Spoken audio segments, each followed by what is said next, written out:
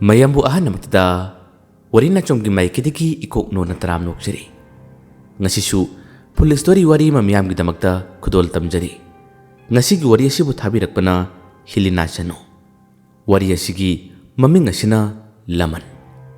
tabirasi Helena Chanu na thabirakpa laman haribu wari asigi police story kolda dolina makoi mamanabisinda wari sahabda sunari loinadribo noibo pungsi ayo kreba tinana kumi loire he karigino adu yam isol langim pisibo sonana makumi aisu lore doli tina sona makoi ohumna amadudi hauna bise adum torodamni hanagi hamu ahanu masida kitangana chachi habani sungta hikta dabneba masidagi makoina loidriba habane chanu nangba haduna wahare chanu su isau macham su tawjari loire sana ibema ka haduna wangale tabak mayam se onthokni yam kebagi losin muse hek thengmani yadeba nokoi bu loina rabo tinanam kumi loire tabak tinga saina lokreda adu tholo o ekhoi ngaramagi phone thamgi ko haduna mokoi puna phone thamnakre sona tina sanu doli lekai amatada leiminaba pilingai gi matam dagi su lo na sana nusina tinajarakpa mokoi ngaktani amana amagi wakhal mong mato punna khangnaraba ngaktani mokoi na ngasidi class 11 kagadabagi ahan minumit oibagini yamna isau langnariba mokoi marimak temporary higher secondary school da mokoi gi khul hek thangnabadagi khara chalaga leibasida mokoi punna tamine school adusu khul thangnabadagi khara chatpa oibana khara dilabe adabu mokoi mari subanina wari saraga chatpana kesum awabadi phaude adabu mokoi ne school lalibadudi khara thengkre nupi mari aduna school yorako matambadi assembly tawdon leramni tinana murmum sole aina ngasaina karangana losilaga chachi haijabaneba ahobu numil asida khonthi mak charabdi yongna khoi assembly solution nupi mari edo class ta chaltuna phamnare mathang class loduna nupi mari ase mayumda lakhi nongmadagi nini dagi humni matam mabudi khamduna thamba yaba natabanina ngasidi class 11 gi aroibe exam chu thaduna chuti thakirami chuti tharingai gi matamni nongunung thilama nupi mari ase singju charu se haduna yumjum gi thoroknare chanuna nupi akhoi school gi lambi chatphamdani singju ahawum yoli harido adu chalusira aisu school halakpada okhigumdi tawi tinana makumi hoi yaye chalusi nupi mari ase chalusi haini yanaduna singju yonphamna domda makhoi ase school chatpagi lambi de sum lakli makhoi gi khullasi mi yamna taba khundinate isik chikna lejaba khunni makhoi gi thangnaba khulladasu mi yamna taba nate nupi mari ase wari saraduna sum lakpada makhoina chaliba makhoi gi yopham singju yonpham ase yorare dolina ibo singju lupa yankhai khakta gi pibiyo ba ibo adana khumi isu sa yankhai gi haibro makhoi marina yankhai gi nibo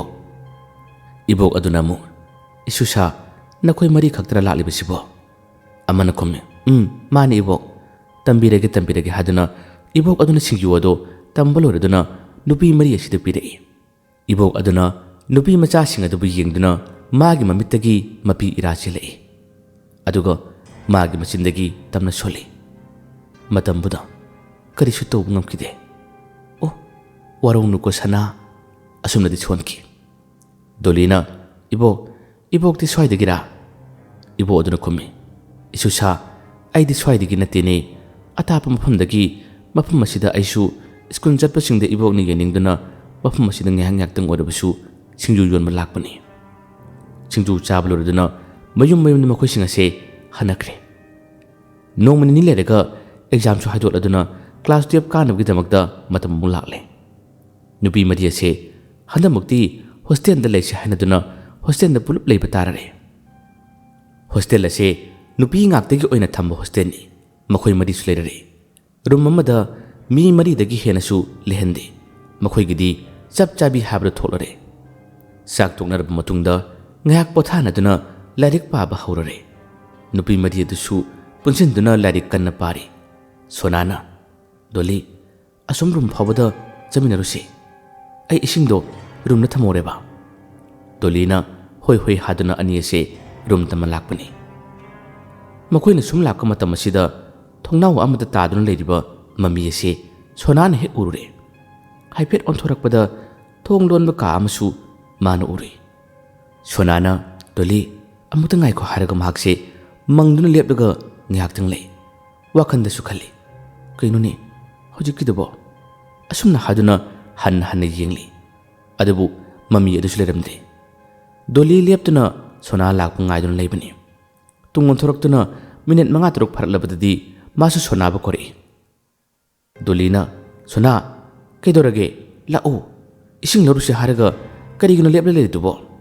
ꯂꯥꯛꯑꯣ ꯃꯤ ꯍꯥꯗꯨꯅ ꯃꯈꯨꯠꯇ ꯇꯥ ꯄꯥꯏꯔꯛꯏ ꯁꯣꯅꯥ ꯗꯣꯂꯤꯅ ꯃꯈꯨꯠꯇ ꯄꯥꯏꯔꯛꯄꯁꯤꯗ ꯃꯁꯥꯁꯦ ꯈꯪꯄ꯭ꯔꯦꯛ ꯈꯪꯉꯤ ꯗꯣꯂꯤꯅ ꯀꯩꯗꯧꯔꯒꯦ ꯅꯪꯕꯨ ꯍꯥꯗꯨꯅ ꯍꯪꯉꯤ ꯁꯣꯅꯥꯅ ꯀꯩꯝ ꯇꯧꯗꯤꯌꯦ ꯂꯥꯎ ꯆꯠꯁꯤ ꯍꯥꯗꯨꯅ ꯃꯈꯣꯏꯁꯦ ꯑꯃꯨꯛ ꯂꯥꯛꯂꯦ ꯂꯥꯏꯔꯤꯛ ꯄꯥꯕꯁꯨ ꯂꯣꯏꯁꯤꯜꯂꯗꯨꯅ ꯃꯥꯒꯤ ꯀꯥꯗ ꯆꯪꯅꯔꯛꯏ ꯅꯨꯄꯤ ꯃꯔꯤ ꯑꯁꯤꯁꯨ ꯇꯨꯝꯅꯅꯕ ꯁꯦꯝ ꯁꯥꯔꯦ ꯆꯅꯨꯅ ꯂꯥꯛꯑꯣ ꯍꯦ ꯑꯩ ꯇꯨꯝꯅꯤꯡꯕꯅ ꯌꯥꯗ꯭ꯔꯦ ꯃꯤꯠꯁꯤ ꯀꯩꯅꯣꯝꯃ ꯇꯧꯔꯦ ꯃꯤꯠꯁꯤꯐꯥꯎ ꯄꯥꯡꯕ ꯉꯝꯗ꯭ꯔꯕꯅꯤ ꯃꯊꯪ ꯃꯥꯒꯤ ꯐꯃꯨꯡꯗ ꯀꯥꯈꯠꯂꯛꯇꯨꯅ ꯇꯨꯝꯊꯅꯈ꯭ꯔꯦ ꯇꯤꯅꯥꯅ ꯃꯤꯀꯞ ꯊꯣꯛꯂꯛꯄ ꯃꯇꯝꯅꯤ ꯄꯨꯡꯁꯨ 12 ꯈꯔ ꯍꯦꯜꯂꯦ ꯃꯈꯣꯏꯒꯤ ꯃꯄꯥꯟꯗ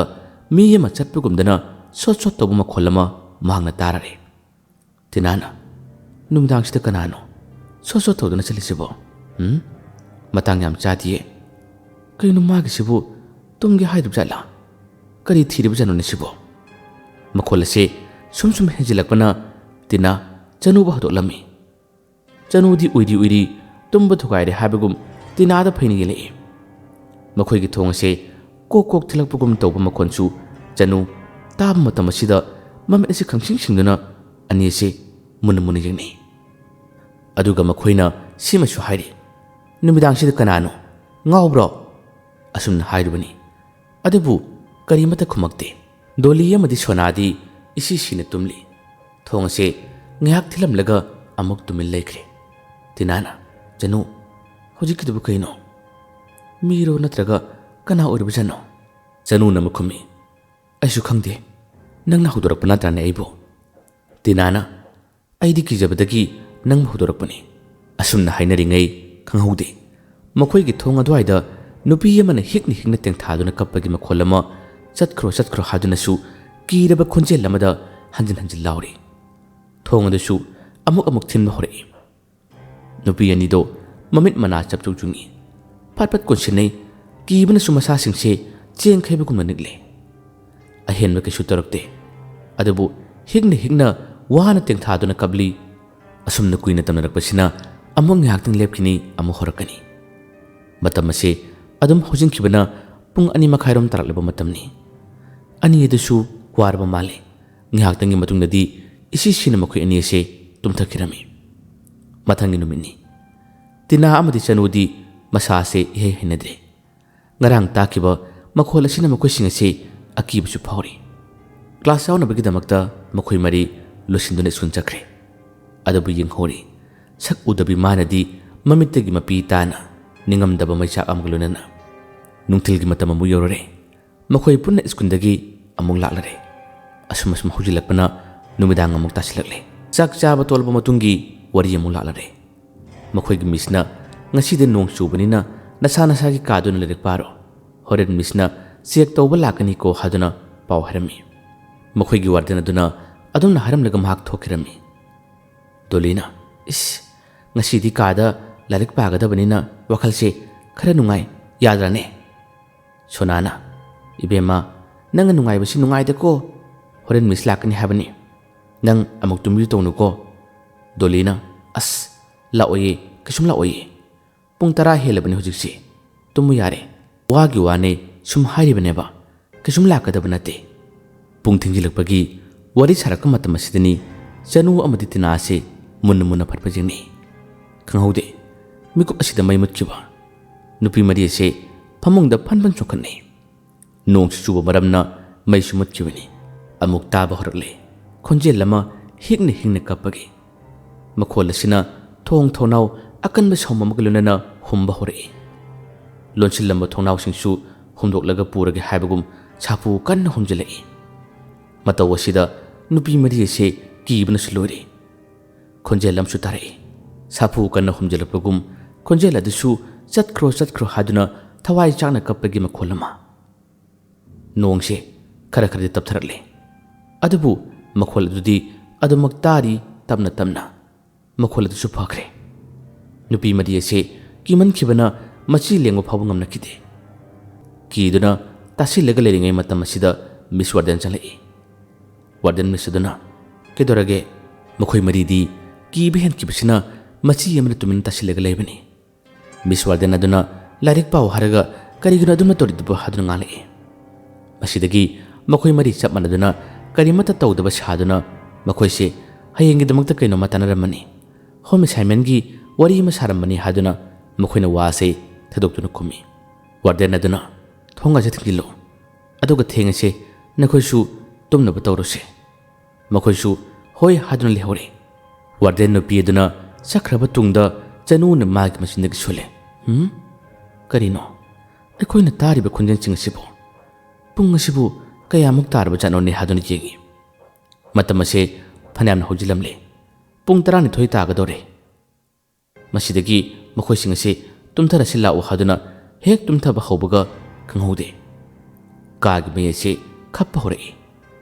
Dolidi kibana kana laukhale ima haduna. Maisu amuk lakpa amuk mutpa yamatona sanaba hore. Aduga hanamukti amukasu phut anumutki. Nupi madi ase konsinaduna khangi. Kanghaude. Phamung makhada tok thilakpa. Januna kibi henbadagi kanano tholo lao. Ekhoina kari lankrage. Karigino ekhoibu asuk yamna wahalisiba haduna makhon thokna mahakti kappa hogalai. Thausadaba amagum kana nokhalai. Rumase nogliba khonjel asina pungnin nilli. Aduga simchu hairi. Tamthidaba khonjel amada. Tharoi. Nakhoi amata lemna tharoi. Aina chatkro habadi yadaba nakhoidi kaasida lebin pungkudima. Aina hatkani. Aina nakhoibu laknagani. Asumna haduna hauna nol aduna tinagi hakjangda thawai ase phat changkhirami. Kanghaude. Tina ase phat lepkhlaktuna tebanda leiriba practical gi damaktini haduna thamliba thang ase mana paikhalai. Aduga makhut mayada phat thami. Isu mungalakle. Mai hek ngalakpaga tinagi matawasi ubada sona hena kikre. Sona na kina tina kaino nong toridubo thangi thamuse tabro haduna mahagna thamase sili. Makhoisi kibana kapsu kaplibani. Kodak asida sangshin manang dingai makut asida thangsina phatlen kirami. Aduga tinase kairaba sakphamda amuka kanna nokhalai. Wahi amusuman hairi. Hatkani loina hatkani. Aina loina hatkani haduna hakjang asidagi thawai ase amuk thoki. Tinagi hakjang ado longna haitaki leimaida. Sona doli chanu makhoi ahum chinduna tinagi solba makul ase phi amana menshinduna warden makawi. Ipa pakhana warden du chelai. Warden misasina kamai torino angang ki doctor da punaba tawsi haduna makhoi se punaba tawi. School gi gari ama hospital da pukhalami.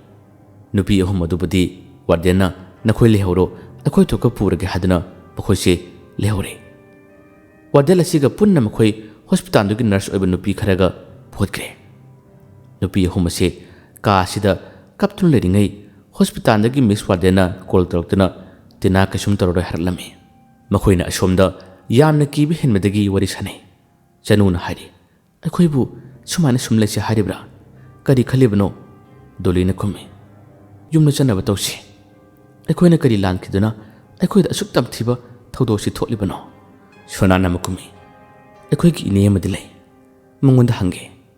Mahakti magi khangnaba amai bisu leibani. Mungonda wari ase saraga amuktangdi yengdaba yaroi. Sumana sum leirabadi ekhoi khudong thiba tagani. Ekhoi se yumda hannaba tawsi. Pochai singase ekhoi ngasi losilasi haduna makhoi singase yamna pakatuna pochai losili. Hostel dagi yumna thoknabagi damakta ayab silorduna makhoi se yumna changdaba makhai sona hoigi nene asigama yum tamala ami. Sonana nene kaurre. Sonagi mani pisak ase mapan tholai. Haima isa ahumdi kadai chalubano ꯀꯩꯗꯧꯕ ꯂꯥꯛꯄꯅꯣ ꯑꯁꯤꯗ ꯂꯥꯛꯏꯕ꯭ꯔꯥ ꯍꯥꯏꯗꯨꯅ ꯍꯪꯉꯤ꯫ ꯃꯈꯣꯏ ꯑꯍꯨꯝ ꯑꯁꯤ ꯆꯠꯂꯛꯎ ꯍꯥꯏꯗꯨꯅ ꯆꯠꯍꯜꯂꯦ꯫ ꯑꯗꯨꯒ ꯄꯤꯁꯛꯅ ꯋꯥ ꯍꯥꯏꯔꯛꯏ꯫ ꯏꯆꯥꯁꯥ, ꯅꯈꯣꯏꯕꯨ ꯍꯣꯁꯇꯦꯜꯗꯒꯤ ꯀꯔꯤ ꯍꯥꯏꯔꯝꯂꯒ ꯂꯥꯛꯂꯤꯕꯅꯣ? ꯁꯨꯇꯤꯒ ꯊꯥꯕ꯭ꯔꯥ? ꯁꯨꯇꯤ ꯂꯩꯕ꯭ꯔꯥ ꯍꯪꯉꯤ꯫ ꯇꯤꯅꯥꯗꯤ ꯌꯥꯎꯔꯛꯇꯕ꯭ꯔꯥ? ꯃꯈꯣꯏ ꯃꯔꯤ ꯑꯁꯤ ꯊꯥꯗꯣꯛꯅꯕ ꯌꯥꯗꯦ, ꯑꯗꯨꯝ ꯄꯨꯜꯂꯒ ꯂꯩ ꯍꯥꯏꯕ ꯈꯪꯕꯗꯒꯤ ꯑꯁꯨꯝꯅ ꯍꯜꯂꯛꯄꯅꯤ꯫ ꯗꯣꯂꯤꯅ, ꯅꯦꯅꯦ, ꯑꯩꯈꯣꯏꯁꯤ ꯍꯣꯁꯇꯦꯜꯗꯒꯤ ꯁꯨꯇꯤ ꯂꯧꯔꯒ ꯂꯥꯛꯄꯅꯤ꯫ ꯅꯦꯅꯦꯒ ꯇꯥꯟꯅꯗꯕ ꯌꯥꯗꯕ ꯋꯥꯔꯤ ꯑꯃ ꯂꯩꯔꯦ꯫ ꯄꯤꯁꯛꯅ, ꯀꯔꯤ ꯋꯥꯅꯣꯅꯦ? ꯍꯦꯛꯇ ꯍꯥꯏꯌꯨ꯫ ꯀꯩꯗꯧꯔꯒꯦ? ꯅꯈꯣꯏꯅ ꯀꯔꯤ ꯈꯜꯂꯤꯕꯅꯣ ꯑꯃꯨꯛꯇ ꯍꯥꯏꯌꯨꯅꯦ꯫ ꯆꯅꯨꯅ, ꯅꯦꯅꯦ, ꯑꯩꯈꯣꯏꯒꯤꯁꯦ꯫ ꯋꯥ ꯃꯈꯥ ꯇꯥꯈꯤꯗ꯭ꯔꯦ꯫ ꯄꯤꯁꯛꯅ, ꯍꯩꯃꯥ, ꯍꯥꯏꯌꯨꯅꯦ, ꯇꯥꯔꯁꯦ ꯀꯔꯤ ꯋꯥꯅꯣꯕ? ꯆꯅꯨꯅ, ꯅꯦꯅꯦ, ꯑꯩꯈꯣꯏꯅ ꯍꯟꯗꯛ ꯍꯣꯁꯇꯦꯜꯗ ꯆꯪꯂꯕ ꯃꯇꯨꯡ ꯍꯥꯏꯗꯨꯅ ꯍꯣꯁꯇꯦꯜ ꯑꯁꯤꯒꯤ ꯃꯈꯣꯏꯅ ꯎꯈꯤꯕ ꯊꯣꯛꯈꯤꯕ ꯊꯧꯗꯣꯛ ꯄꯨꯝꯕ ꯇꯝꯅꯔꯦ꯫ ꯄꯤꯁꯛꯅ, ꯏꯆꯥ ꯇꯤꯅꯥꯗꯤ ꯀꯩꯁꯨꯝ ꯇꯧꯗ꯭ꯔꯕ ꯅꯠꯇ꯭ꯔꯥ? ꯁꯣꯅꯥꯅ, ꯇꯧꯗ꯭ꯔꯦ ꯍꯥꯏꯔꯛꯏ꯫ ꯑꯩꯈꯣꯏꯁꯨ ꯆꯠꯂꯨꯗ꯭ꯔꯤ꯫ ꯍꯣꯁꯄꯤꯇꯥꯜꯗ ꯍꯧꯖꯤꯛ ꯅꯦꯅꯦꯒꯤꯗ ꯆꯪꯂꯝꯂꯒ ꯍꯥꯟꯅ ꯆꯠꯂꯨꯁꯤ ꯍꯥꯏꯅꯕꯅꯤ꯫ ꯄꯤꯁꯛꯅ ꯃꯈꯨꯝꯃꯤ꯫ ꯆꯠꯄꯤꯔꯨ꯫ ꯏꯆꯥꯁꯤꯡꯁꯤ ꯑꯃ ꯍꯦꯛ ꯋꯥꯠꯄꯗ ꯏꯋꯥꯠꯇ ꯋꯥꯠꯂꯕꯣꯏ ꯈꯜꯂꯤꯕꯅꯤ꯫ ꯑꯗꯣ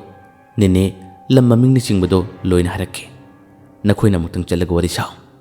ꯑꯩꯅ ꯆꯠꯄꯗꯤ ꯐꯠꯇꯦ ꯍꯥꯏꯗꯨꯅ ꯇꯧꯕꯅꯤ꯫ ꯃꯅꯦ ꯑꯁꯤꯅ ꯃꯤꯡ ꯂꯩꯐꯝ ꯑꯁꯤ ꯂꯣꯏꯅ ꯍꯥꯏꯕꯤꯔꯛꯂꯦ꯫ ꯃꯁꯤꯗꯒꯤ ꯃꯈꯣꯏꯁꯤꯡꯁꯤ ꯊꯣꯔꯛꯂꯒ ꯇꯤꯅꯥꯅ ꯂꯩꯔꯤꯕ ꯍꯣꯁꯄꯤꯇꯥꯜ ꯑꯗꯣꯝꯗ ꯑꯃꯨꯛ ꯃꯈꯣꯏ ꯑꯍꯨꯝ ꯑꯁꯤ ꯂꯥꯛꯂꯝꯃꯤ꯫ ꯇꯤꯅꯥꯁꯨ ꯈꯔ ꯃꯈꯩꯗꯤ ꯐꯔꯝꯂꯦ꯫ ꯉꯔꯥꯡꯒꯤ ꯇꯧꯈ꯭ꯔꯤꯕ ꯃꯇꯧ ꯑꯗꯨꯒ ꯍꯥꯏꯔꯨꯔꯒꯗꯤ ꯌꯥꯝꯅ ꯐꯕ ꯍꯥꯏꯕꯗꯨ ꯑꯣꯏꯔꯝꯂꯦ꯫ ꯋꯥꯔꯤ ꯁꯥꯕꯁꯨ ꯌꯥꯔꯦ꯫ ꯁꯣꯅꯥꯅ ꯍꯥꯏꯔꯛꯏ꯫ ꯇꯤꯅꯥ, ꯊꯨꯅ ꯐꯔꯣꯀꯣ꯫ ꯅꯥꯕ ꯍꯦꯛ ꯐꯕꯒ ꯑꯩꯈꯣꯏꯃꯨꯛ ꯄꯨꯟꯗꯣꯏꯅꯤ꯫ ꯆꯥꯛꯄꯨ ꯆꯥꯔꯁꯨ ꯊꯕꯛ ꯑꯃ ꯇꯧꯔꯁꯨ ꯅꯪ ꯌꯥꯎꯗꯕꯁꯦ ꯑꯩꯈꯣই ꯌꯥꯝ ꯅꯨꯡꯉꯥꯏꯇꯦ꯫ ꯑꯁꯨꯝꯅ ꯍꯥꯏꯗꯨꯅ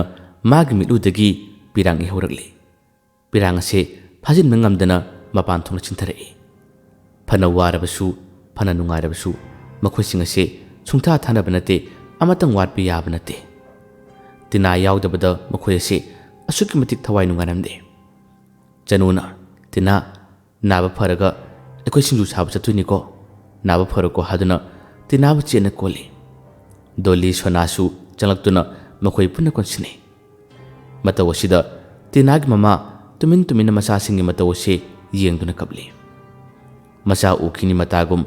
ꯐꯤꯅ ꯃꯥꯒꯤ ꯃꯃꯥꯏ ꯑꯁꯤ ꯈꯨꯝꯖꯤꯟꯗꯗꯨꯅ ꯄꯤꯔꯥꯡ ꯇꯩꯊꯣꯛꯂꯤ꯫ ꯅꯨꯄꯤ ꯑꯍꯨꯝ ꯑꯗꯨꯁꯨ ꯇꯤꯅꯥꯕꯨ ꯎꯅꯔꯝꯗꯨꯅ ꯍꯣꯁꯄꯤꯇꯥꯜꯗꯒꯤ ꯄꯨꯡ 1 ꯇꯥꯕ ꯑꯗꯨꯋꯥꯏꯗ ꯑꯃꯨꯛ ꯊꯣꯛꯂꯛꯇꯨꯅ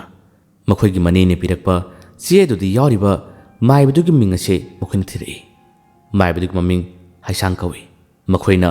ꯍꯪꯗꯨꯅ ꯊꯤꯔꯛꯄꯅ ꯍꯧꯖꯤꯛꯇꯤ ꯐꯪꯂꯔꯦ ꯍꯩꯁꯥꯡꯒꯤ ꯌꯨꯝ ꯑꯁꯤ꯫ ꯑꯁꯨꯛꯀꯤ ꯃꯇꯤꯛ ꯆꯤꯡꯂꯦꯝꯅ ꯐꯖꯩ ꯃꯥꯏꯕꯒꯤ ꯌꯨꯝ ꯑꯁꯤ꯫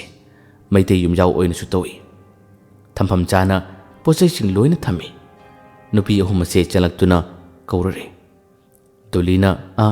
ꯌꯨꯝꯁꯤꯕꯨ ꯃꯤ ꯂꯩꯕ꯭ꯔꯣ? ꯀꯅꯥ ꯂꯩꯒꯦ ꯍꯥꯏꯗꯨꯅ ꯏꯪꯅ ꯇꯞꯅ ꯀꯧꯏ꯫ ꯍꯩꯁꯥꯡꯅ,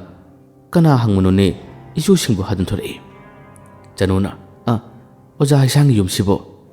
ꯍꯩꯁꯥꯡꯅ, ꯃꯥꯅꯤ, ꯑꯩ ꯏꯁꯥꯃꯛꯅꯤ꯫ ꯁꯣꯅꯥꯅ, ꯑꯣꯖꯥꯒ ꯀꯔꯤꯒꯨꯝꯕ ꯑꯃꯇꯪ ꯇꯥꯟꯅꯖꯒꯦ ꯍꯥꯏꯗꯨꯅ ꯂꯥꯛꯆꯕꯅꯤ꯫ ꯑꯣꯖꯥ ꯍꯩꯁꯥꯡ ꯑꯗꯨꯅ ꯂꯥꯛꯂꯤꯕ ꯅꯨꯄꯤ ꯃꯆꯥ ꯑꯍꯨꯝ ꯑꯁꯤꯗ ꯉꯥꯏꯍꯥꯛꯇꯪ ꯃꯨꯟꯅ ꯌꯦꯡꯉꯤ, ꯑꯗꯨꯒ ꯀꯥꯈꯠꯂꯛꯑꯣ ꯏꯁꯨꯁꯥ꯫ ꯍꯩꯁꯥꯡꯅ, ꯀꯔꯤ ꯇꯥꯟꯅꯁꯤꯒꯦ ꯏꯁꯨꯁꯥ?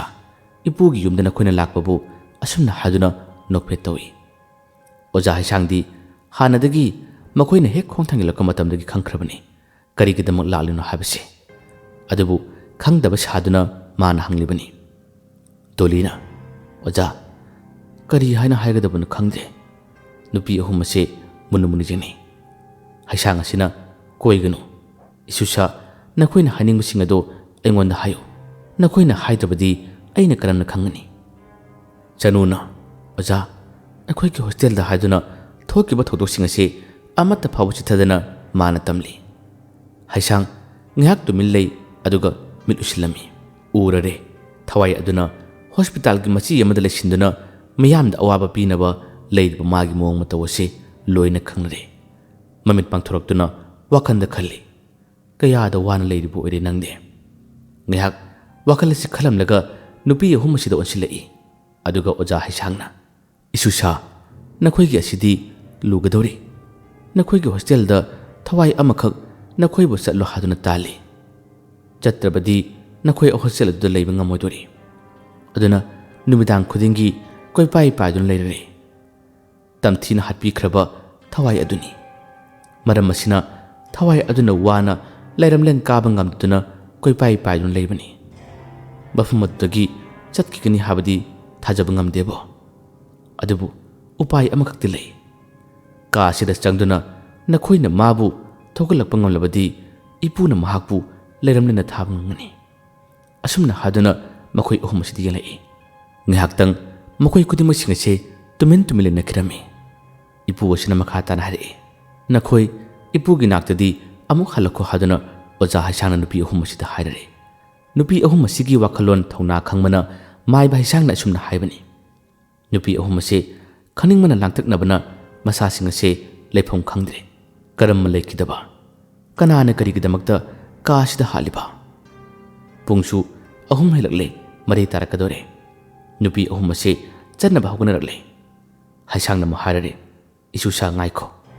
असुमना हादुना इमुंगदि यामथुना चंखि पोसै अमखक पिरे अदुगा सिमसु हाइरे नखोइना अवाबा तारलबा मतमदा इपुना पीरबा पोट असे चाइथो पोसक असे असम्ब नते नुपी अहुम से होय हादुन लौररे दोलीना अजा अखोइ मुलाक चखिगे ngasiga oinadi अखोइ हनखरगी हादुना माइ बाइसांगी yum असिदगी थोलक्तुना hostel tamna mokoi singa se laklami haisangna sakriba nupi singa du bing hoduna magi masindagi simsu chole mai palakpo yu ko isusa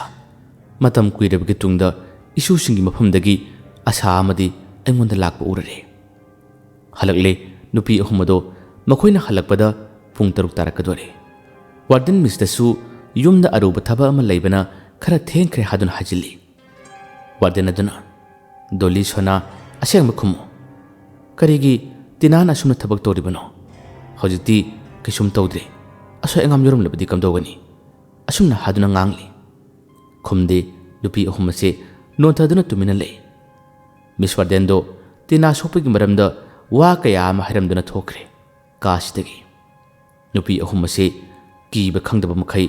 makhoi ka thangnabada nupi amagi thawai yawdra bhakchang ama lei habduda makhoina mari makhong khangning mai man khibana nupi ahum ado pung thingi lalaba miyoi punna tumna ki matam ase makhoina ngarami pung 13 makhairom tarak matamni nupi ahum ase haunaduna ka asidagi tamna tamna toslat lama mumulunana thorokle aduga thong lon leiriba ka ase thong hangdoktuna ka ase manungda makhoina chalakpani ka ase handak jahi khaktada thong lolambagi so ase lotoktuna thammani hek chalakpaga makhoina kuithi thiba horare thona phabi nupi ngaktani ka adumaksu mi ama leirabagum posai singa se loina leiri kadomdagi pasilakpa nungni nuksinu khangde ka asida sapu kanna kan humjale nupi ahum ase sangsinaduna amatona makhut paina duna leiri doligi toslat se tanja sidi yakide nupi ahum ase kibidi phawe adubu khaningbagi mayaina wahi ama phawba masindagi kangthokte tanja sida mapandagi mi ama changlapagi somom phangki nupi ahum asida tamthiraba khonjel amada kana laurakhi hatkani ngasisu nakhoi punama hatkani asumna haduna pena pena nokli amaksu nolam si toktuna kaphorle higna tengthabagum torba matawase atopa thangnabada leriba singasinadi karimata tabanate makhoi khaknatana chanugi makhong ase mikup asidi yamna thuna sorosora sing mohoraki matawasida doli chona pakhana chanu kawi chanusu ima aibu kanbiyu haduna laujai chanugi tosla che makhara ta aduna kaikre chona wakallama laktuna oja maibduna pirakpa laitin changdana balai son chorba polado chaithorei por adu chaithorakpada khangmangamduna thawai ase makhoibu chagdaba makhai yangamlaga kasidiki paithokre ugi phangkidre mai mambana amamamarak asida makhoisi kadai leibana habaknadre sonana chanubu tabra haduna maraduna chanugi manaktama chuksilli aduga mamanabido chena kusilli chanudi kibana masasi yadre dolina chanu se kisum torose akhoi lesidi haduna chanugi akibase phathabiri kiribani makhoi khudimaksu adubu kidaba saduna mamanabido themli chonana ꯃꯊꯪ ꯄꯣꯠꯆꯩ ꯂꯩꯔꯤꯕꯁꯤꯡ ꯑꯁꯤ ꯇꯣꯔꯆꯂꯥꯏꯠꯇꯨ ꯀꯥꯞꯇꯨꯅ ꯌꯦꯡꯂꯛꯄꯗ ꯎꯔꯔꯦ ꯐꯃꯨꯡ ꯃꯈꯥꯗ ꯄꯤꯡ ꯃꯆꯨꯅ cover ꯄꯥꯜꯂꯤꯕ dairy ꯑꯃꯁꯨ ꯃꯈꯣꯏꯅ ꯎꯔꯦ ꯗꯥꯏꯔꯤ ꯑꯁꯤ ꯄꯥꯏꯗꯨꯅ ꯃꯈꯣꯏꯁꯦ ꯀꯥ ꯑꯁꯤꯗ ꯊꯣꯛꯂꯛꯏ ꯃꯈꯣꯏꯒꯤ ꯀꯥ ꯑꯗꯨ ꯌꯧꯔꯕ ꯃꯇꯨꯡꯗ ꯗꯥꯏꯔꯤ ꯑꯁꯤ ꯃꯨꯟꯅ ꯌꯦꯡꯉꯤ ꯗꯥꯏꯔꯤꯗꯨꯁꯨ ꯆꯥꯎꯅ ꯊꯥꯔꯤ ꯂꯥꯏꯖ ꯂꯩꯁꯥꯡꯊꯦꯝ ꯀ꯭ꯂꯥꯁ 12 A ꯁꯥꯏꯟꯁ ꯍꯥꯏꯅ ꯗꯥꯏꯔꯤꯁꯤꯒꯤ ꯑꯍꯥꯟꯕ ꯂꯃꯥꯏꯗ ꯌꯥꯎꯔꯤ ꯃꯕꯣꯛꯀ ꯂꯥꯏꯖꯒ ꯀꯥꯃꯤꯟꯅꯈꯤꯕ ꯐꯣꯇꯣ ꯑꯃ ꯃꯈꯥꯗꯁꯨ ꯋꯥꯍꯩ ꯈꯔ ꯏꯔꯤ ꯅꯨꯡꯁꯤꯕꯤ ꯑꯩꯒꯤ ꯏꯕꯣꯛ ꯃꯊꯪꯒꯤ ꯂꯃꯥꯏꯗꯨꯁꯨ ꯍꯥꯡꯗꯣꯔꯛꯄ ꯃꯇꯝꯗꯁꯨ ꯑꯍꯦꯟꯕ ꯀꯩꯁꯨ ꯏꯔꯝꯗꯦ ꯑꯗꯨꯕꯨ ꯅꯤꯡꯁꯤꯡꯂꯛꯏ ꯃꯈꯣꯏꯅ ꯅꯣꯡꯃ ꯃꯈꯣꯏꯅ ꯁꯤꯡꯖꯨ ꯆꯥꯕ ꯂꯥꯛꯈꯤꯕꯗ ꯁ꯭ꯀꯨꯜ ꯆꯠꯄꯒꯤ ꯂꯝꯕꯤꯗ ꯊꯦꯡꯅꯈꯤꯕ ꯑꯕꯣꯛ ꯑꯗꯣ ꯅꯤꯡꯁꯤꯡꯂꯛꯄꯅꯤ ꯃꯈꯣꯏꯁꯤꯡ ꯑꯁꯤ ꯁꯛꯇꯝ ꯑꯗꯨꯕꯨ ꯎꯔꯨꯕ ꯐꯣꯇꯣ ꯑꯗꯨꯕꯨ ꯎꯔꯨꯕꯗꯒꯤ ꯅꯤꯡꯁꯤꯡꯂꯛꯄꯗꯒꯤ ꯃꯨꯟꯅ ꯌꯦꯡꯅꯩ ꯅꯨꯃꯤꯠꯇꯨꯁꯨ ꯑꯗꯨꯝ ꯍꯧꯈ꯭ꯔꯦ ꯅꯣꯡꯉꯥꯜꯂꯗꯨꯅ ꯁ꯭ꯀꯨꯜ ꯆꯠꯅꯕ ꯃꯈꯣꯏꯁꯦ ꯂꯣꯏꯁꯤꯜꯂꯤ ꯑꯗꯨꯕꯨ ꯃꯈꯣꯏ ꯑꯍꯨꯝꯒꯤ ꯋꯥꯈꯜ ꯑꯁꯤꯗꯤ ꯉꯔꯥꯡ ꯎꯈꯤꯕ ꯅꯨꯄꯤ ꯑꯗꯨꯒꯤ ꯋꯥꯈꯜꯗ ꯑꯗꯨꯝ ꯂꯨꯞꯂꯒ ꯂꯩꯈ꯭ꯔꯦ ꯈꯪꯅꯤꯡꯕ ꯂꯥꯡꯇꯛꯅꯕ ꯃꯈꯣꯏꯒꯤ ꯃꯁꯥꯗ ꯑꯗꯨꯝ ꯄꯨꯟꯁꯤꯜꯂꯒ ꯂꯩꯔꯔꯦ ꯁ꯭ꯀꯨꯜ ꯌꯧꯔꯕ ꯃꯇꯨꯡꯗ ꯀ꯭ꯂꯥꯁ ꯑꯃꯅꯤ ꯌꯥꯎꯔꯝꯗꯨꯅ ꯃꯁꯥ ꯉꯝꯗꯦ ꯍꯥꯏꯖꯤꯟꯅꯗꯨꯅ ꯁꯨꯇꯤ ꯂꯧꯗꯨꯅ ꯃꯈꯣꯏꯁꯦ ꯑꯃꯨꯛ ꯊꯣꯔꯛꯂꯦ ꯇꯤꯅꯥꯁꯨ ꯃꯇꯝ ꯈꯔ ꯃꯁꯥ ꯁꯣꯟꯖꯕꯅꯤꯅ ꯃꯔꯝ ꯑꯣꯏꯔꯒ ꯃꯌꯨꯝꯗ ꯂꯩꯍꯟꯒꯦ ꯍꯥꯏꯗꯨꯅ ꯃꯃꯥ ꯃꯄꯥꯅ ꯃꯥꯕꯨ ꯃꯌꯨꯝꯗ ꯄꯨꯊꯈ꯭ꯔꯦ ꯅꯨꯄꯤ ꯑꯍꯨꯝ ꯑꯗꯨꯁꯨ ꯇꯤꯅꯥ ꯌꯥꯎꯗꯕꯁꯤꯗ ꯊꯋꯥꯏ ꯌꯥꯝꯅ ꯅꯨꯡꯉꯥꯏꯔꯝꯗꯦ ꯑꯗꯨꯕꯨ ꯃꯈꯣꯏꯅ ꯇꯧꯔꯤꯕ ꯊꯕꯛ ꯑꯁꯤꯗꯤ ꯂꯣꯏꯁꯤꯟꯗꯕ ꯌꯥꯗꯕꯅꯤꯅ ꯈꯟꯗꯨꯅ ꯃꯈꯣꯏꯗꯤ ꯂꯣꯏꯁꯤꯟꯅꯕ ꯍꯣꯠꯅꯔꯝꯃꯤ ꯁꯣꯅꯥ ꯗꯣꯂꯤ ꯆꯅꯨ ꯃꯈꯣꯏꯅ ꯅꯣꯡꯃ ꯁꯤꯡꯖꯨ ꯆꯥꯈꯤꯕ ꯑꯕꯣꯛ ꯑꯗꯨꯒꯤ ꯃꯅꯥꯛꯇ ꯆꯠꯁꯤ ꯃꯍꯥꯛꯇꯣ ꯄꯣꯠꯐꯝ ꯐꯝꯕꯗ ꯌꯦꯡꯉꯨꯁꯤ ꯍꯥꯏꯗꯨꯅ ꯃꯈꯣꯏꯁꯦ ꯂꯥꯛꯄꯅꯤ ꯃꯐꯝ ꯑꯗꯨ ꯌꯧꯔꯕꯗ ꯗꯣꯂꯤꯅ ꯏꯕꯣꯛ ꯑꯗꯨꯅ ꯏꯆꯨꯁꯥ ꯁꯤꯡꯖꯨ ꯆꯥꯒꯦ ꯍꯥꯏꯔꯤꯕ꯭ꯔꯥ ꯅꯈꯣꯏꯕꯨ ꯆꯅꯨꯅ ꯏꯕꯣꯛ ꯅꯁꯨꯁꯤꯡꯅ ꯏꯕꯣꯛꯀ ꯋꯥꯔꯤ ꯑꯃꯈꯛꯇꯪ ꯁꯥꯟꯅꯅꯤꯡꯕꯅꯤ ꯋꯥ ꯑꯃꯇꯪ ꯍꯪꯖꯒꯦꯕ ꯏꯕꯣꯛ ꯑꯗꯨꯅ ꯃꯈꯣꯏ ꯑꯍꯨꯝ ꯑꯁꯤꯗ ꯃꯨꯟꯅ ꯌꯦꯡꯉꯤ ꯑꯗꯨꯒ ꯍꯥꯏꯔꯛꯏ ꯀꯔꯤ ꯍꯥꯏꯒꯦ ꯍꯥꯏꯔꯤꯕꯅꯣ ꯏꯆꯨꯁꯥ ꯍꯥꯏꯌꯨꯅꯦ ꯅꯈꯣꯏꯅ ꯍꯥꯏꯅꯤꯡꯕꯗꯨ ꯍꯦꯛꯇ ꯍꯥꯏꯌꯨꯅꯦ ꯆꯅꯨꯅ ꯏꯕꯣꯛ ꯂꯥꯏꯖ ꯂꯩꯁꯥꯡꯊꯦꯝꯁꯤꯕꯨ ꯏꯕꯣꯛꯀ ꯀꯔꯤ ꯃꯔꯤ ꯊꯣꯛꯅꯕꯅꯣ ꯏꯕꯣꯛꯇꯣ ꯋꯥꯗꯣ ꯍꯥꯏꯔꯛꯄꯗ ꯈꯪꯍꯧꯗꯦ ꯃꯥꯒꯤ ꯃꯃꯤꯠꯇꯒꯤ ꯃꯄꯤ ꯇꯥꯔꯛꯏ ꯉꯥꯏꯍꯥꯛꯇꯪꯗꯤ ꯃꯍꯥꯛꯁꯦ ꯇꯨꯃꯤꯟꯅ ꯂꯩ ꯅꯨꯄꯤ ꯑꯍꯨꯝ ꯑꯗꯨꯁꯨ ꯍꯪꯖꯤꯜꯂꯨꯕ ꯇꯧꯗꯦ ꯉꯥꯏꯍꯥꯛ ꯂꯩꯔꯒ ꯏꯕꯣꯛ ꯑꯗꯨꯅ ꯑꯩꯒꯤꯁꯨ ꯏꯁꯨ ꯅꯨꯄꯤ ꯑꯃ ꯂꯩꯔꯝꯃꯦ ꯋꯥꯗꯤ ꯃꯈꯥ ꯇꯥꯕ ꯉꯝꯗꯦ ꯁꯣꯅꯥꯅ ꯏꯕꯣꯛ ꯌꯥꯔꯒꯗꯤ ꯀꯔꯝꯕ ꯂꯩꯈꯤꯗꯕꯅꯣ ꯍꯥꯏꯕꯗꯣ ꯏꯕꯣꯛꯅ ꯅꯁꯨꯁꯤꯡꯗ ꯑꯃꯨꯛꯇꯪꯗꯤ ꯍꯥꯏꯕꯤꯌꯨꯕ ꯏꯕꯣꯛ ꯑꯗꯨꯅ ꯈꯨꯝꯃꯤ ꯆꯍꯤ 5 ꯃꯃꯥꯡꯅꯤ ꯂꯥꯏꯖ ꯃꯕꯣꯛꯅ ꯃꯃꯥ ꯃꯄꯥ ꯂꯩꯇꯕꯗꯒꯤ ꯑꯋꯥꯕ ꯈꯥꯡꯗꯨꯅ ꯃꯁꯨ ꯑꯁꯤꯕꯨ ꯆꯥꯎꯅꯕ ꯌꯣꯛꯄꯤꯔꯛꯄꯅꯤ ꯂꯥꯏꯖꯅ ꯃꯥꯒꯤ ꯃꯕꯣꯛꯇ ꯑꯕꯣꯛ ꯑꯩ ꯊꯦꯡꯉꯦꯕ ꯆꯠꯂꯨꯈꯤꯒꯦ ꯁꯦ ꯈꯨꯠꯁꯤ ꯃꯅꯝ ꯅꯝꯕꯤꯔꯣꯕ ꯃꯤ ꯉꯥꯏꯔꯤ ꯃꯄꯥꯟꯗ ꯑꯕꯣꯛ ꯑꯗꯨꯅ ꯍꯩꯃꯥ ꯀꯅꯥꯒ ꯆꯠꯇꯣꯏꯅꯣ ꯁꯅꯥ ꯅꯪꯕꯣ ꯑꯕꯣꯛ ꯔꯤꯀꯤꯒꯅꯤ ꯑꯕꯣꯛ ꯑꯗꯨꯅ ꯆꯣ ꯅꯤꯡꯊꯤꯖꯅ ꯆꯠꯂꯨꯀꯣ ꯂꯣꯏꯕꯒ ꯍꯜꯂꯛꯎꯀꯣ ꯁꯅꯥ ꯂꯥꯏꯖꯁꯨ ꯍꯣꯏ ꯑꯕꯣꯛ ꯆꯠꯂꯨꯒꯦ ꯑꯁꯨꯝꯅ ꯍꯥꯏꯔꯝꯂꯒ ꯂꯥꯏꯖ ꯔꯤꯀꯤꯒ ꯑꯉꯥꯡ ꯑꯣꯏꯔꯤꯉꯩꯗꯒꯤ ꯂꯣꯏꯅꯔꯛꯄ ꯃꯥꯒꯤ ꯃꯔꯨꯞꯅꯤ ꯃꯈꯣꯏ ꯑꯅꯤ ꯄꯨꯟꯅ ꯆꯠꯈꯤ ꯔꯤꯀꯤꯅꯗꯤ ꯂꯥꯏꯖꯕꯨ ꯌꯥꯝꯅ ꯅꯨꯡꯁꯤꯔꯛꯄꯅꯤ ꯑꯗꯨꯕꯨ ꯂꯥꯏꯖ ꯍꯥꯏꯕꯤ ꯃꯥꯅꯗꯤ ꯈꯪꯂꯤꯕꯔꯥ ꯈꯪꯁꯤꯟꯅꯗꯕꯔꯥ ꯑꯃꯗꯤ ꯑꯗꯨꯝ ꯇꯧꯔꯒ ꯂꯩ ꯂꯥꯏꯖꯒ ꯔꯤꯀꯤꯒꯁꯨ ꯁ꯭ꯀꯨꯜ ꯄꯨꯜꯂꯤ ꯃꯈꯣꯏ ꯑꯅꯤꯃꯛ ꯇꯦꯝꯄꯔꯔꯤ ꯍꯥꯌꯔ ꯁꯦꯀꯦꯟꯗꯔꯤ ꯁ꯭ꯀꯨꯜꯗ ꯄꯨꯟꯅ ꯀ꯭ꯂꯥꯁ 12 ꯇꯝꯃꯤꯟꯅꯩ ꯇꯣꯝꯊꯤꯟ ꯁ꯭ꯀꯨꯜ ꯑꯗꯨꯒꯤ ꯑꯣꯖꯥ ꯑꯃꯅꯤ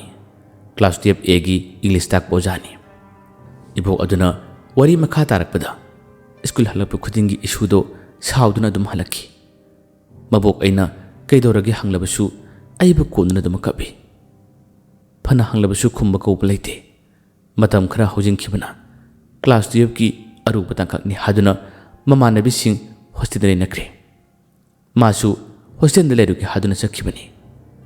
ꯍꯣꯁꯇꯦꯜ ꯑꯗꯣ ꯁꯥꯔ ꯇꯣꯝꯊꯤꯜ ꯑꯃꯗꯤ ꯃꯤꯁ ꯃꯤꯅꯥ ꯃꯈꯣꯏ ꯋꯥꯔꯗꯦꯟ ꯑꯣꯏꯗꯨꯅ ꯂꯩꯕꯅꯤ ꯂꯥꯏꯖꯗꯤ ꯂꯥꯏꯔꯤꯛ ꯄꯥꯕ ꯃꯤꯒ ꯄꯥꯃꯤꯟꯅꯕ ꯆꯪꯗꯦ ꯍꯥꯏꯗꯨꯅ ꯀꯥꯁꯦ ꯃꯇꯣꯝꯄ ꯇꯣꯉꯥꯟꯅ ꯂꯩ ꯋꯥꯔꯤ ꯃꯈꯥ ꯑꯃꯨꯛ ꯂꯥꯛꯂꯔꯤ ꯅꯣꯡꯃ ꯃꯈꯣꯏ ꯍꯣꯁꯇꯦꯜꯗ ꯂꯩꯃꯤꯟꯅꯕꯁꯤꯡ ꯑꯁꯦ ꯐꯤꯂꯝ ꯌꯦꯡꯉꯨꯁꯤ ꯍꯥꯏꯗꯨꯅ ꯍꯣꯜ ꯑꯃꯗ ꯃꯈꯣꯏꯁꯦ ꯄꯨꯂꯞ ꯌꯦꯡꯅꯕ ꯇꯧꯔꯤ ꯑꯗꯨꯕꯨ ꯂꯥꯏꯖꯗꯤ ꯅꯣꯠ ꯁꯤꯟꯒꯗꯧꯕ ꯌꯥꯝꯅ ꯋꯥꯠꯂꯤ ꯍꯥꯏꯗꯨꯅ ꯌꯦꯡꯕ ꯊꯣꯛꯂꯛꯇꯦ ꯃꯗꯨꯒꯤ ꯇꯟꯖꯥ ꯂꯧꯗꯨꯅ ꯁꯥꯔ ꯇꯣꯝꯊꯤꯜ ꯑꯁꯦ ꯀꯅꯥꯁꯨ ꯎꯔꯔꯣꯏ ꯀꯅꯥꯁꯨ ꯈꯪꯂꯔꯣꯏ ꯍꯥꯏꯕꯒꯤ ꯃꯇꯥꯒꯨꯝ ꯂꯥꯏꯖꯒꯤ ꯔꯨꯝ ꯇꯝꯅ ꯃꯍꯥꯛꯁꯦ ꯐꯠꯆꯜꯂꯛꯏ ꯂꯥꯏꯖꯅ ꯃꯁꯥꯁꯤ ꯏꯈꯪ ꯈꯪꯅ ꯁꯥꯔ ꯍꯥꯏꯅ ꯀꯧꯏ ꯃꯇꯝ ꯑꯁꯤꯗ ꯁꯥꯔ ꯑꯁꯤꯅ Noi Miss Minana ising thaningi habsida ising lawba lakpani wasi haiduna mahagna laijida muni jengi laijidi matawo che hainadabadagi o haduna mahakse mapan thoki tawi khanghaude tumthinna magi makut phaki laija yamna sauna keno sana tobirsiba haduna lawge tawi adabu machilla siba mesinduna magu phakre nupi obi magi manakta nanga chimhina hari laija leithoktuna channabadi hanjini je hona jaki laujaki adubu kari matangam kidre holda mi loina leikibana maramna kanana sumana laujabase mana kaujabase takidre phatraba saram chatpa oja adugi makutta laija taki laija mathanda kappanatana kari mata pambai leikide nupi mahaki mikap miraw kholoidingai phamung stileriba phi amana laiji gi mangakta yamna kani silai takredo thawai ga hakchanga tokhai thambiram le thawai mabadi tumthin ai kedawni haduna makse yamthun hogalle tafum khangdabana hangana chalagale chhatra singsu film kapa yengbalurduna masa masa ge katamna laknaba matangni asumna pungkhai amarungi matungdadi mamanabi ama laiji gi katamna chalak matamadi makse yamna kanna hauna lauduna sinthore laiji gi lermliba mong matawasi ubada makhoi se akiba phaunare siling phel asida thawai yaudra bakchang ase heng tawdun lermi masigi paw ase magi mabokta phone tawdun harakre mabo asisu yamna pakanna kadi haiba aigi su sanabu haduna mahakse makok paiduna phamthaki asumna ibo oduna numitudagi aina isu sana ado asumna haduna magi ningam dabaloinana mamitig mapi tana mahak adum kablai wahai karasu hairi satkhre madi akhoi bu thadokduna mabok aibu chawraga thabak tawraga nungaina thamni haramani adubu mahakna hana mabok angondagi mang thaduna chakre sana iboki sana haduna kapthor lipena sana doli amadi chanu nungaitana yengli dolina ibok no wari ase kamdawna abo aduna wari makha mutare numituda Kristi ko bisati yamana Miss Eja Plorogi room dege Mistuna su hoi sasala uko haduna Kristina mana sum lakpada laijigi room mapase phagna charpani matam masida karigum khara tai haduna thugin barum dagi ahoba ama leibasidagi mana lumlagi yenkibani numituda aina isu sanagi pau taduna chatpa matam masida mama nabi aduna engonda lona sarak warini numit humni gi matungda Kristi haribi nupi macha adasu school dagi onthaduna leikide habigi pau taki adabu ibokti makhoi gi mathakta kesum tob ngamkide aina aigi isu sanado mabok ebu yamna warolomni haduna kapli wari makha chu taraki sana laituba matam adugi school ado mi lebangam narakte isu leikidraba tha mari rumgi matungda oja tomthin hariba phattaba nupa adasu tamthina halamle haduna pau taki maiba panchi kautun yengthulpa matungda isu sanan leram ka ado cholonduna thamki adugi matung sahi amorom letru matungda hanakti school ase yonthokduna anobo principal amana senaduna school ase amuk tamnarakpani khangle hojikti nubi macha sing asisu show adu hanglubana makhoi gi matamda muksa phonglapani habase wari asibu munna khanglba matungda nupi sing ase oja haisang gi manak tona malaklare januna oja hadana ko bhore haisang thore kakhalo isu sa haduna punna phaminare aigi matama mung laklare ngasidi maire duna chenge khalanu ko nupi macha asumna haduna murmurum soli sonana oja asumna haduna wa haigi tawi haisangna khangle ipu khangle isu nupi hojikti aigi matam laklare haduna wa tanakre nupi ahum amadi oja haisang ado ngasigi numidang asida tharomase losinaba sem sare tinasu mamada ningai tawduna ngasidi hostel na lakhirami school timing loraduna nupi ahum adu su halakpada tinale na masida harawbana khoise chisinduna koli dolina tina pharapanangbo yengise nasaga du yamna kallabi yengise ba haduna haide tinana ibema nakhoi ga puna leitabase ꯑꯩ ꯀꯌꯥꯝ ꯋꯥꯏ ꯈꯪꯕ꯭ꯔꯥ ꯆꯅꯨꯅ ꯈꯣꯏꯁꯨꯅꯤ ꯅꯪ ꯌꯥꯎꯗꯕꯁꯦ ꯌꯥꯝ ꯅꯨꯡꯉꯥꯏꯇꯕꯅ ꯂꯣꯏꯔꯕꯅꯤ ꯑꯁꯨꯝꯅ ꯍꯥꯏꯗꯨꯅ ꯃꯈꯣꯏꯁꯦ ꯑꯃꯨꯛꯁꯨ ꯅꯣꯛꯂꯤ ꯑꯃꯨꯛꯁꯨ ꯅꯨꯡꯁꯤꯅ ꯀꯣꯏꯁꯤꯟꯅꯔꯤ ꯁꯣꯅꯥꯅ ꯇꯤꯅꯥ ꯉꯁꯤꯗꯤ ꯃꯥꯒꯤ ꯃꯇꯝ ꯌꯧꯔꯛꯂꯦ ꯃꯍꯥꯛꯄꯨ ꯃꯄꯨꯒꯤ ꯂꯩꯀꯣꯜꯗ ꯂꯩꯔꯨꯅꯕ ꯋꯥꯁꯤ ꯍꯥꯏꯔꯛꯄꯗ ꯇꯤꯅꯥꯅ ꯌꯥꯝꯅ ꯉꯛꯅ ꯌꯦꯡꯉꯤ ꯆꯅꯨꯅ ꯋꯥꯔꯤ ꯄꯨꯝꯕꯁꯤ ꯇꯤꯅꯥꯗꯁꯨ ꯂꯤꯔꯒ ꯇꯥꯍꯜꯂꯤ ꯅꯨꯃꯤꯠꯇꯨꯒꯤ ꯅꯨꯃꯤꯗꯥꯡꯅꯤ ꯑꯍꯤꯡ ꯑꯊꯦꯡꯕ ꯄꯨꯡ 12 ꯈꯔ ꯍꯦꯜꯂꯛꯄ ꯃꯇꯝ ꯌꯧꯔꯛꯑꯦ ꯃꯁꯤꯗ ꯑꯃꯨꯛ ꯇꯦꯡꯊꯥꯗꯨꯅ ꯀꯞꯄ ꯃꯈꯣꯜ ꯑꯃ ꯇꯥꯕ ꯍꯧꯔꯛꯑꯦ ꯁꯣꯅꯥꯅ ꯊꯣꯛꯂꯛꯑꯣ ꯀꯔꯤꯒꯤ ꯑꯩꯈꯣꯏꯕꯨ ꯑꯁꯨꯛ ꯑꯣꯜꯂꯤꯕꯅꯣ ꯍꯥꯏꯗꯨꯅ ꯀꯟꯅ ꯀꯧꯏ ꯎꯔꯦ ꯉꯁꯤꯗꯤ ꯊꯣꯛꯂꯛꯂꯦ ꯅꯨꯄꯤ ꯃꯔꯤ ꯑꯗꯨꯒꯤ ꯊꯣꯡꯖꯤꯟ ꯃꯄꯥꯗ ꯐꯤꯕꯝ ꯀꯥꯏꯔꯕ ꯂꯥꯏꯖꯒꯤ ꯁꯛꯇꯝ ꯑꯁꯤ ꯃꯁꯝ ꯏꯁꯥꯡ ꯁꯥꯡꯂꯗꯨꯅ ꯇꯨꯡꯂꯣꯝꯗ ꯁꯣꯔꯣ ꯁꯣꯔꯣ ꯆꯤꯡꯂꯤꯕ ꯃꯁꯝ ꯑꯁꯤ ꯃꯁꯤ ꯎꯕꯗ ꯇꯤꯅꯥꯗꯤ ꯀꯤꯕꯅ ꯃꯁꯥꯁꯦ ꯊꯛꯇ ꯅꯤꯛꯂꯦ ꯆꯅꯨꯒ ꯗꯣꯂꯤꯒꯅ ꯀꯨꯠꯁꯤꯟꯕꯤꯔꯤ ꯑꯗꯨꯕꯨ ꯃꯈꯣꯏꯁꯨ ꯀꯤꯔꯤꯕꯅꯤ ꯑꯀꯤꯕꯒꯤ ꯃꯇꯧ ꯎꯠꯂꯕꯗꯤ ꯁꯣꯏꯗꯅ ꯍꯦꯟꯖꯤꯜꯂꯛꯀꯅꯤ ꯈꯪꯕꯅꯤꯅ ꯃꯈꯣꯏꯅ ꯀꯤꯗꯕ ꯁꯥꯗꯨꯅ ꯂꯩꯔꯤ ꯂꯥꯏꯖ ꯇꯞꯅ ꯇꯞꯅ ꯃꯈꯣꯏꯒꯤ ꯃꯅꯥꯛ ꯇꯝꯅ ꯆꯪꯁꯤꯟꯕ ꯍꯧꯔꯛꯏ ꯂꯥꯏꯖꯅ ꯀꯔꯤꯒꯤ ꯑꯩꯒꯤ ꯂꯝꯕꯤꯗ ꯑꯌꯦꯠꯄ ꯄꯤꯔꯤꯕꯅꯣ ꯍꯥꯠꯀꯅꯤ ꯑꯩꯅ ꯅꯈꯣꯏ ꯈꯨꯗꯤꯡꯃꯛ ꯂꯣꯏꯅ ꯍꯥꯠꯀꯅꯤ ꯑꯩꯒꯤ ꯂꯝꯕꯤꯗ ꯑꯌꯦꯠꯄ ꯄꯤꯕ ꯈꯨꯗꯤꯡꯃꯛ ꯍꯥꯏꯗꯨꯅ ꯆꯪꯁꯤꯜꯂꯛꯇꯨꯅ ꯁꯣꯅꯥꯕꯨ ꯃꯥꯒꯤ ꯉꯛꯁꯝ ꯇꯝꯅ ꯄꯥꯏꯁꯤꯟꯗꯨꯅ ꯃꯦꯠꯄ ꯍꯧꯔꯛꯏ ꯂꯥꯏꯖꯅ ꯑꯃꯨꯛ ꯁꯣꯅꯥꯕꯨ ꯈꯪꯊꯥ ꯊꯥꯗꯣꯔꯛꯈꯤ ꯃꯁꯥꯁꯦ ꯄ꯭ꯔꯣꯛ ꯄ꯭ꯔꯣꯛ ꯃꯩ ꯆꯥꯕꯒꯨꯝ ꯆꯥꯜꯂꯛꯏ ꯑꯁꯣꯝꯗꯅ ꯉꯁꯥꯏ ꯅꯨꯄꯤ ꯑꯍꯨꯝ ꯑꯗꯨꯒ ꯁꯤꯟꯅꯗꯨꯅ ꯑꯣꯖꯥ ꯃꯥꯏꯕꯅ ꯂꯥꯏꯒꯤ ꯊꯧꯔꯝ ꯇꯧꯅꯕ ꯊꯋꯥꯏ ꯑꯁꯤꯕꯨ ꯃꯐꯝ ꯆꯥꯅ ꯄꯣꯊꯥꯈꯤꯅꯕꯒꯤꯗꯃꯛꯇ ꯁꯦꯝ ꯁꯥꯔꯤꯕꯅꯤ ꯍꯩꯁꯥꯡꯅ ꯉꯁꯤꯗꯒꯤ ꯃꯄꯨꯒꯤ ꯂꯩꯀꯣꯜꯗ ꯅꯨꯡꯉꯥꯏꯅ ꯂꯩꯔꯨꯀꯣ ꯍꯥꯏꯗꯨꯅ ꯇꯩꯔꯦꯟ ꯃꯅꯥ ꯑꯗꯨꯅ ꯆꯐꯨ ꯃꯆꯥꯗꯨꯗ ꯈꯤꯛꯂꯤ ꯃꯩꯁꯨ ꯒ꯭ꯔꯪ ꯒ꯭ꯔꯪ ꯊꯥꯔꯤ ꯊꯋꯥꯏ ꯑꯁꯦ ꯃꯤꯅ ꯃꯥꯕꯨ ꯎꯈ꯭ꯔꯕꯗꯤ ꯃꯥꯒꯤ ꯊꯧꯅꯥ ꯍꯟꯊꯕꯅꯤ ꯅꯨꯄꯤ ꯃꯔꯤ ꯑꯁꯤꯕꯨ ꯉꯁꯤꯗꯤ ꯍꯥꯠꯂꯒ ꯈꯟꯅ ꯊꯣꯛꯂꯛꯄꯅꯤ ꯑꯗꯨꯕꯨ ꯅꯪꯈꯤꯗ꯭ꯔꯦ ꯃꯩꯁꯥ ꯐꯥꯎꯕꯒꯨꯝ ꯃꯩꯔꯤ ꯑꯗꯨꯅ ꯒ꯭ꯔꯪ ꯒ꯭ꯔꯪ ꯆꯥꯜꯂꯛꯇꯨꯅ ꯆꯪꯈ꯭ꯔꯦ ꯍꯧꯖꯤꯛꯇꯤ ꯃꯥꯏꯕꯗꯨꯅ ꯀꯧꯁꯤꯜꯂꯤꯕ ꯆꯐꯨ ꯑꯁꯤꯒꯤ ꯃꯅꯨꯡ ꯑꯁꯤꯗ ꯍꯩꯁꯥꯡ ꯆꯐꯨ ꯑꯁꯤꯕꯨ ꯆꯦꯠꯅ ꯈꯨꯝꯖꯤꯟꯗꯨꯅ ꯃꯅꯥꯛ ꯅꯛꯄ ꯃꯪ ꯑꯃꯗ ꯐꯖꯅ ꯐꯨꯝꯖꯤꯟꯈꯤꯔꯝꯃꯤ ꯂꯩꯃꯥꯏꯗ ꯇꯥꯈꯤꯕ ꯁꯣꯅꯥꯕꯨ ꯃꯈꯣꯏ ꯑꯍꯨꯝ ꯆꯪꯗꯨꯅ ꯍꯧꯗꯣꯛꯂꯤ ꯆꯅꯨꯅ ꯁꯣꯅꯥ ꯒ꯭ꯌꯥꯟ ꯇꯥꯔꯣꯁꯦ ꯑꯩꯅ ꯍꯥꯏꯁꯦ ꯇꯥꯕ꯭ꯔꯥ ꯁꯣꯅꯥ ꯒ꯭ꯌꯥꯟ ꯇꯥꯔꯣꯁꯦ ꯍꯥꯏꯗꯨꯅ ꯀꯧꯔꯤ ꯑꯁꯨꯝꯅ ꯍꯧꯗꯣꯔꯛꯄ ꯃꯇꯝ ꯑꯁꯤꯗ ꯉꯥꯏꯍꯥꯛꯇꯪ ꯂꯩꯔꯒꯗꯤ ꯁꯣꯅꯥ ꯒ꯭ꯌꯥꯟ ꯇꯥꯔꯛꯂꯦ ꯅꯨꯄꯤ ꯃꯔꯤ ꯑꯗꯨꯅ ꯑꯣꯖꯥ ꯍꯩꯁꯥꯡꯕꯨ ꯊꯃꯣꯏꯗ ꯆꯦꯠꯅ ꯂꯥꯠꯆꯗꯨꯅ ꯈꯨꯔꯨꯝꯖꯔꯛꯏ ꯑꯁꯣꯝꯗꯁꯨ ꯑꯕꯣꯛ ꯑꯗꯣ ꯋꯥꯈꯜꯗ ꯈꯜꯂꯤ ꯑꯕꯣꯛꯀꯤ ꯁꯅꯥ ꯃꯄꯨꯒꯤ ꯂꯩꯀꯣꯜꯗ ꯅꯨꯡꯉꯥꯏꯅ ꯂꯩꯕ ꯎꯌꯨꯀꯣ ꯍꯥꯏꯗꯨꯅ ꯃꯥꯒꯤ ꯃꯆꯤꯟꯗꯒꯤ ꯁꯣꯟꯕ ꯍꯧꯔꯛꯏ ꯋꯥ ꯈꯔꯁꯦ ꯍꯥꯏꯔꯝꯂꯒ ꯃꯍꯥꯛꯁꯨ ꯇꯨꯝꯊꯅꯕ ꯇꯧꯈ꯭ꯔꯦ ꯃꯇꯝ ꯑꯗꯨꯕꯨ ꯑꯕꯣꯛ ꯑꯗꯨꯅ ꯉꯥꯏꯔꯤꯕꯅꯤ ꯑꯕꯣꯛ ꯑꯗꯣ ꯌꯥꯝꯅ ꯍꯩꯕꯤ ꯑꯃꯥꯏꯕꯤ ꯑꯃꯅꯤ ꯃꯁꯨꯒꯤ ꯊꯋꯥꯏꯕꯨ ꯃꯥꯅ ꯁꯥꯟꯅꯕꯅꯤ ꯄꯦꯟꯗꯕ ꯍꯦꯟꯈꯤꯕꯅ ꯑꯣꯖꯥ ꯇꯣꯝꯊꯤꯟꯕꯨ ꯍꯥꯠꯅꯕꯒꯤꯗꯃꯛꯇ ꯃꯍꯥꯛꯅ ꯃꯁꯨꯒꯤ ꯊꯋꯥꯏ ꯑꯗꯨ ꯁꯥꯟꯅꯈꯤ ꯊꯋꯥꯏ ꯑꯗꯨꯁꯨ ꯌꯥꯝꯅ ꯅꯤꯡꯉꯝꯗꯕ ꯇꯝꯊꯤꯅ ꯍꯥꯠꯈꯤꯕꯅ ꯃꯔꯝ ꯑꯣꯏꯔꯒ ꯑꯕꯣꯛ ꯑꯗꯨꯅ ꯃꯥꯕꯨ ꯁꯦꯟꯅꯕ ꯂꯥꯡꯅꯕꯁꯦ ꯉꯝꯂꯛꯇꯕꯗꯒꯤ ꯊꯣꯛꯅꯤꯡꯕ ꯃꯇꯝꯗ ꯃꯍꯥꯛꯅ ꯊꯣꯛꯂꯛꯄ ꯃꯤꯕꯨ ꯑꯣꯠꯄ ꯍꯧꯔꯛꯄꯗꯒꯤ ꯁ꯭ꯀꯨꯜ ꯑꯁꯤꯒꯤ ꯄ꯭ꯔꯤꯟꯁꯤꯄꯥꯜ ꯑꯁꯤꯅ ꯑꯍꯩꯕ ꯃꯥꯏꯕ ꯀꯌꯥ ꯑꯃ ꯀꯧꯗꯨꯅ ꯌꯦꯡꯍꯜꯂꯛꯄꯅꯤ ꯃꯥꯏꯕ ꯍꯩꯁꯥꯡꯁꯨ ꯃꯃꯥꯡꯗ ꯌꯦꯡꯈ꯭ꯔꯕꯅꯤ ꯑꯗꯨꯕꯨ ꯃꯥꯅ ꯃꯥꯒꯤ ꯊꯋꯥꯏ ꯑꯁꯤꯕꯨ ꯀꯧꯁꯤꯟꯅꯕ ꯐꯥꯖꯤꯟꯅꯕ ꯍꯣꯠꯅꯕꯗ ꯌꯥꯝꯅ ꯋꯥꯈꯤꯕꯅꯤ ꯑꯗꯨꯕꯨ ꯉꯁꯤꯗꯤ ꯅꯨꯄꯤ ꯃꯆꯥ ꯑꯍꯨꯝ ꯃꯔꯤ ꯑꯁꯤꯒꯤ ꯃꯇꯦꯡꯅ ꯉꯝꯂꯔꯦ ꯊꯋꯥꯏ ꯑꯁꯤꯁꯨ ꯂꯩꯔꯝꯂꯦꯟꯗ ꯅꯨꯡꯉꯥꯏꯅ ꯏꯪꯅ ꯆꯤꯛꯅ ꯂꯩꯕ ꯍꯥꯏꯕꯗꯨ ꯉꯝꯈꯤ ꯅꯤꯡꯉꯝꯗ ꯊꯋꯥꯏ ꯆꯥꯛꯅ ꯇꯥꯏꯕꯪ ꯃꯄꯨꯒꯤ ꯃꯅꯥꯛꯇ ꯆꯠꯄꯒꯤ ꯃꯇꯝ ꯌꯧꯗ꯭ꯔꯤꯉꯩ ꯂꯃꯈꯥꯡꯗ ꯃꯍꯥꯛꯄꯨ ꯍꯥꯠꯄꯤꯈ꯭ꯔꯕꯤ ꯁꯅꯥ ꯈꯥꯏꯅꯈ꯭ꯔꯕꯤ ꯊꯋꯥꯏ ꯑꯁꯤ ꯂꯩꯔꯝꯂꯦꯟꯗ ꯂꯩꯈ꯭ꯔꯦ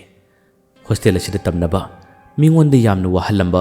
ꯑꯀꯤ ꯑꯈꯪ ꯅꯪꯍꯟꯗꯨꯅ ꯃꯤ ꯍꯥꯠꯄ ꯀꯌꯥ ꯑꯃ ꯇꯧꯔꯝꯕꯁꯨ ꯀꯔꯤꯃꯇ ꯇꯧꯈꯤꯗ꯭ꯔꯦ ꯏꯪꯅ ꯆꯤꯛꯅ ꯂꯩꯕ ꯍꯥꯏꯕꯗꯨ ꯑꯣꯏꯈꯤ ꯑꯗꯨꯒ ꯃꯔꯛ ꯑꯁꯤꯗ ꯔꯤꯀꯤ ꯃꯍꯥꯛꯀꯤꯗꯤ ꯄꯥꯎꯈꯨꯝ ꯐꯪꯗꯅ ꯃꯥꯅ ꯅꯨꯡꯁꯤꯖꯕꯤ ꯂꯥꯏꯖꯁꯦ ꯑꯗꯨꯝ ꯁꯦꯠꯅ ꯈꯥꯏꯅꯕ ꯍꯥꯏꯕꯗꯨ ꯑꯣꯏꯈꯤ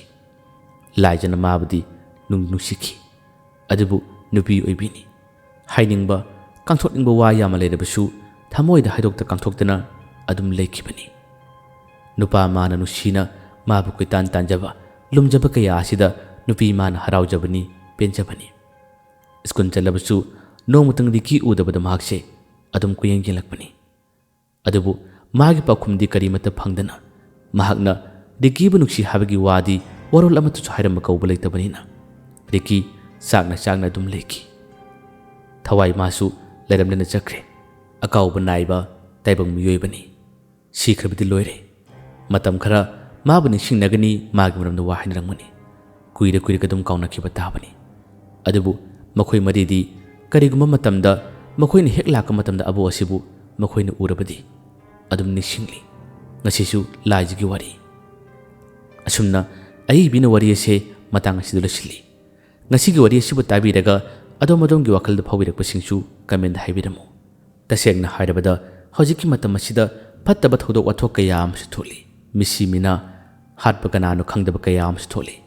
masigumbasi tasengna thawai sing asina laktuna miharpa sing asibu makhuina laman kumangam labadi kaya da penjagadaba mayambu arebada dan kuman amukana khurumjari